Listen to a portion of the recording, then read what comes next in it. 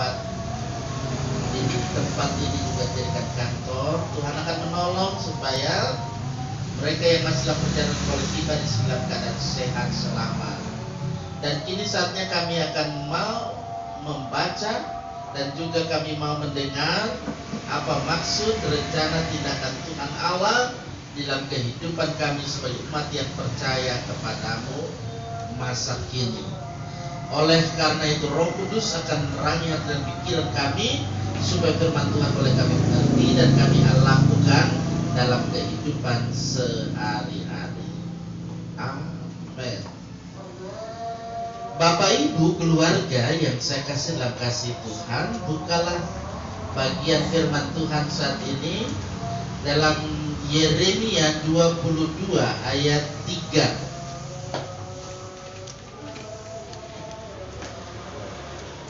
Yeremia pasal 22 ayat 3. Satu ayat kita akan baca bersama-sama tanpa menghilangkan makna ayat sebelum dan sesudahnya. Kalau Alkitab terjemahannya cetakannya sama dengan kitab saya itu ada dalam halaman 844. Kalau di tab tentu kita membukanya. Yeremia 22 ayat 3. Baik. Sudah siap kita bersuara membaca? Mulai. Beginilah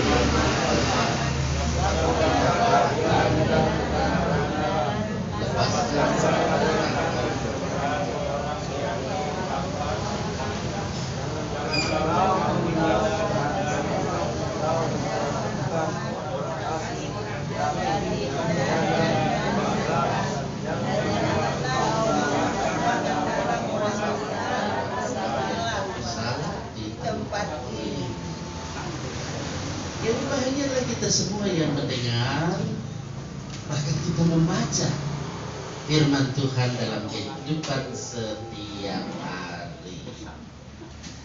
Keluarga hamba Tuhan di tempat ini yang diberkati rahmat oleh Tuhan, keluarga yang pasti dalam segala kegiatan, aktivitas senantiasa melakukan untuk kemuliaan nama Tuhan.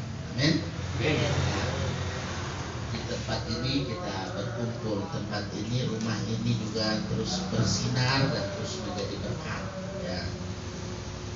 Begitu juga yang di Kakatua sana pasti tetap bersinar dan menjadi berkat. Puji Tuhan, ya. Saat ini dalam ibadah ini kita bersama memperhatikan bagian firman Tuhan dari kitab Yeremia. Kalau Bapak Ibu Saudara perhatikan Yeremia pasal 22 ayat 3, bagian ini sebetulnya mau mengungkapkan tentang Nabi Yeremia.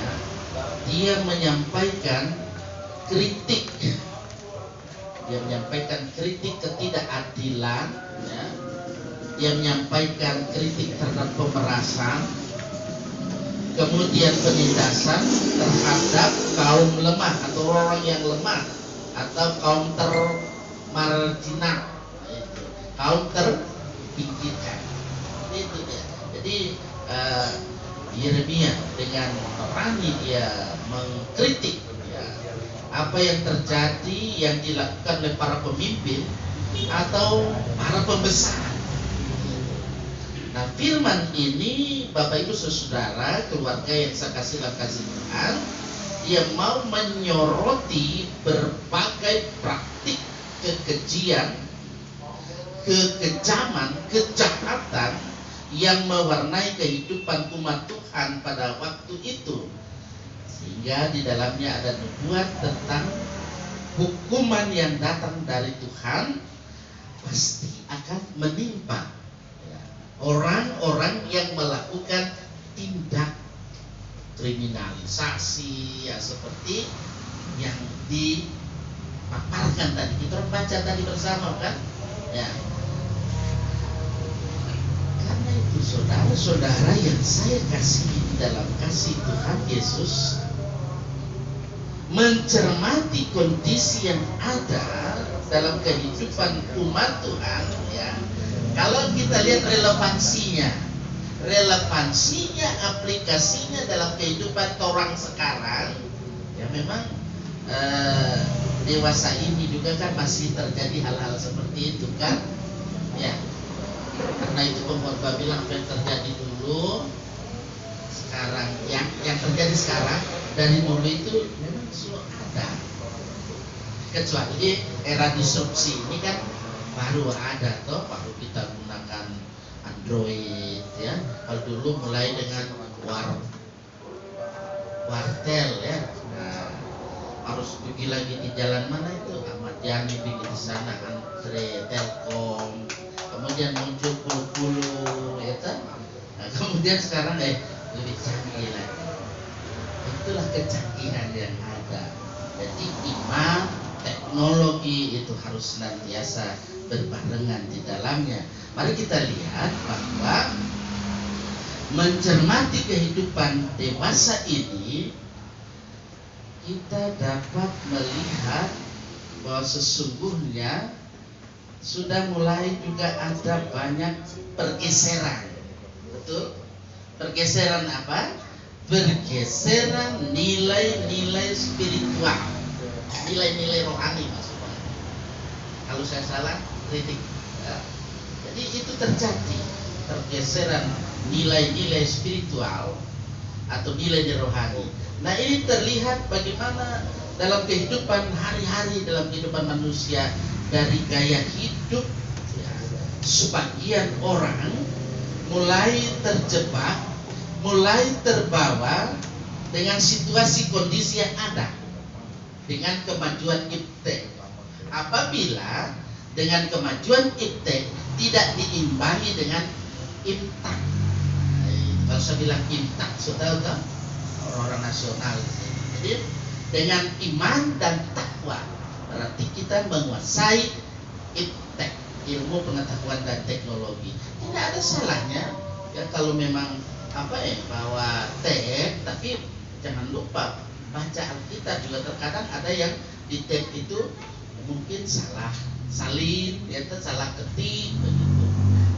Seperti itu dia. Dan bisa saja kalau di tab, kalau kita bawa tab habis baterai, ya kan? Habis baterai karena lampu padam, tidak bisa baca stop. Kalau Alkitab lampu padam, lampu menyala, oke, bisa. Yang penting ada mata kita bisa melihat, ya, membaca. Seperti itu dia. Nah, mari kita lihat supaya tidak terjadi pergeseran nilai-nilai spiritual dalam kehidupan kita sebagai orang beriman. Diingatkan supaya kita selalu hidup dalam pengajaran dan dalam kehidupan kebenaran iman Kristen. Seperti itu dia.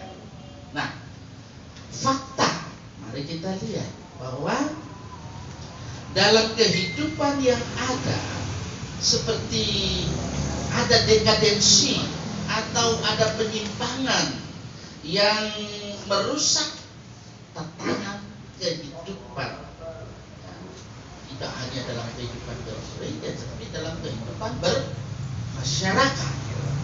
Karena jemaat kita ini adalah bagian integral dalam kehidupan sebagai satu masyarakat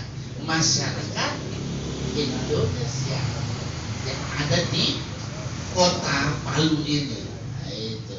Jadi kita mau hidup dalam kehidupan ini mengikuti bagaimana program-program pemerintah. Nah, itu, pemerintah Kota Palu. Saya kira kita juga harus melek dengan program pemerintah Kota Palu. Ya, bergerak bersama, bergerak lebih cepat. Kalau bersama berarti dia akan lebih cepat seperti itu.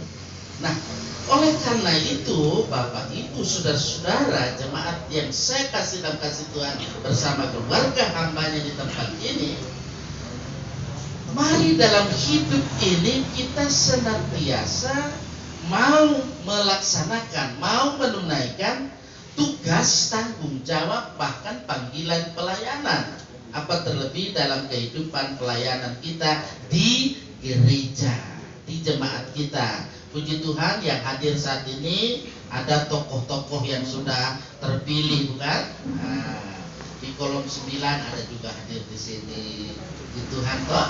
Nah, di kolom 2 apalagi. Nah, ini di Belka ada juga tokohnya. Belka perempuan, ya kan? Kemudian di kolom apalagi seperti yang saya katakan, apalagi yang kita kunjungi di rumah di sini sudah berapa periode. Tapi jangan hitung periodenya, tapi bagaimana dalam kehidupan keluarga hambanya di sini pasti sudah dilakukan. Terus berjuang untuk bagaimana memajukan kehidupan berjemaat kita, ya kan? GPID Getsemani Banuan Tupu. Siapa memajukan? Ya kita orang di sini, apalagi tokoh-tokoh besar ada di sini. Nah, jadi dengan situasi yang ada, memang kritikan-kritikan yang ada seperti ini juga. Yeremia juga mengkritik bagaimana kehidupan umat itu supaya bisa peduli terhadap kaum lemah, ya, bisa hidup dalam keadilan, dalam kebenaran. Nah, wajib itu kita lakukan. Itu panggilan bagi setiap pribadi, bagi setiap insan. Sehingga kita tidak hanya menjadi orang yang disebut beragama atau beriman hanya dengan seremonial saja, secara liturgis saja bagus, hebat, tetapi pelaksanaannya nonsens. Tapi saya percaya kehadiran kita sebagai orang yang percaya di tengah-tengah kehidupan masyarakat di kota Palu, saya harus melihat juga skopnya itu. Di kota Palu, di provinsi Sulawesi Tengah ini harus tetap hadir, menghadirkan bagaimana kita hidup menjadi garam dan terang dunia, bersinar dan menjadi berkat. Pasti dengan demikian orang akan melihat bahwa itulah kehadiran panggilan gereja, orang-orang percaya untuk selalu menjadi garam dan terang bagi dunia ini, bersinar dan menjadi berkat bagi kehidupan siapapun, apapun agamanya, apapun keyakinannya. Kehadiran kita harus selalu membawa damai. Gitu. Bapak Ibu saudara-saudara yang saya kasih Tuhan, kalau itu yang kita upayakan dalam kehidupan sebagai umat yang percaya kepadanya, itu pasti Tuhan nyatakan berkat kehidupan, berkat jasmani, berkat rohani dalam kehidupan kita. Tapi kalau kita saling prung-prang, ya, saling mendengki, saling iri, saling menghakimi, padahal kita punya hakim yang adil loh, ya. Jadi dalam hidup ini sebagai orang-orang yang beriman kepadanya, marilah kita hidup sebagai umat yang beriman, yang senantiasa tersentuh hati kita, menyentuh kolbu, ya. Hati kita tersentuh untuk memperbaiki dan untuk membangun nilai-nilai hidup dan kehidupan berjemaat dan bermasyarakat.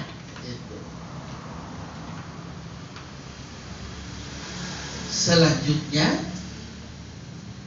mata iman kita hendaknya selalu terbuka lebar-lebar, memperhatikan kondisi hidup dan juga dalam situasi yang suram, supaya hukuman Tuhan itu tidak menimpa kita.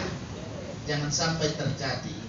Ya, hukuman Tuhan itu adalah sebenarnya mendidik, dia mengajar. Itu peristiwa 19 September yang lalu itu kan juga mendidik, mengajar. Tuhan sebenarnya mau supaya umatnya selalu lebih dekat, datang kepada Tuhan. Ya, nah itu kalau datang kepada yang lain ya pasti didikan Tuhan, pengajaran Tuhan ada selalu jadi dalam hidup kita.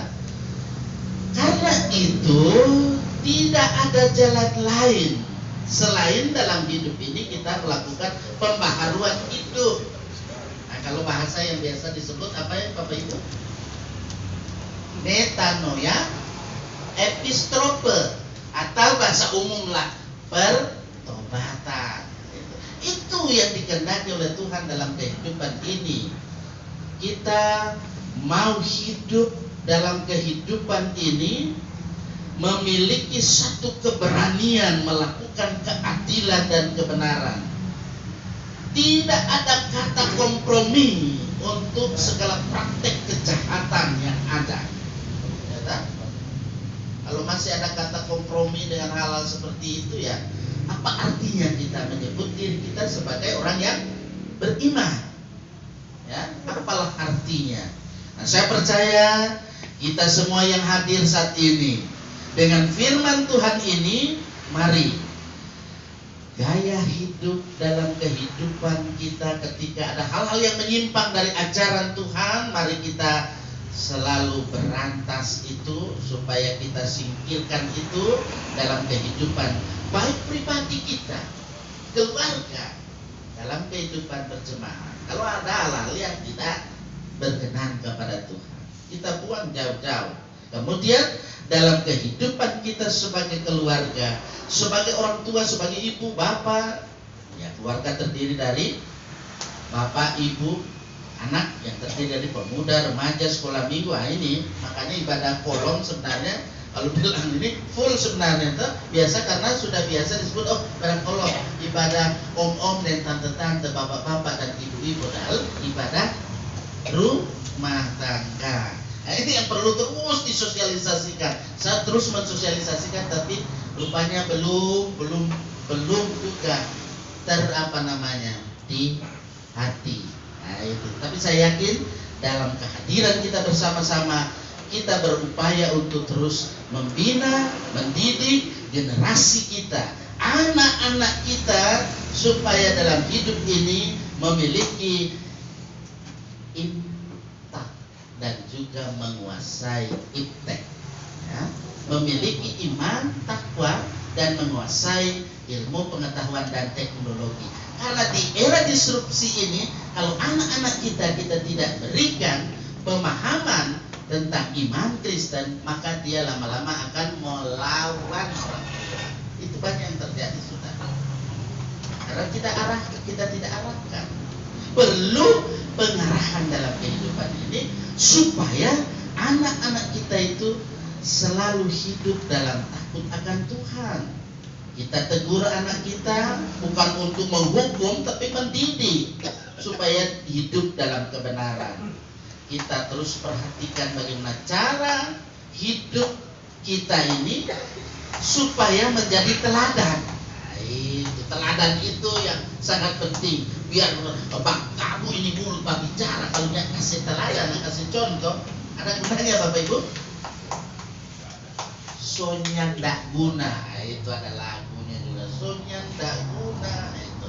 Jadi perlu ada beri contoh, beri teladan dalam hidup ini supaya anak-anak kita, generasi muda kita mencontoh kita, memperhatikan kita bagaimana cara hidup kita yang menjadi teladan dalam kehidupan keluarga kita, dalam kehidupan jemaat juga masyarakat di mana kita hidup dan berada. Tuhan akan menolong kita supaya dimanapun kita ada dan berada, kita senantiasa selalu hidup menjadi garam dan terang bagi dunia, bersinar dan menjadi berkat. Tuhan selalu ada di pihak kita. Amin.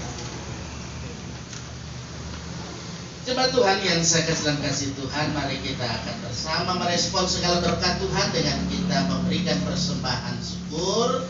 Dengan berikanlah persembahan dengan sukacita, Tuhan memberkati setiap orang yang memberi dengan sukacita hatinya. Sambil persembahan diberikan, saja kita muliakan namanya. Syair lagu Tuhan betapa baik. Tuhan betapa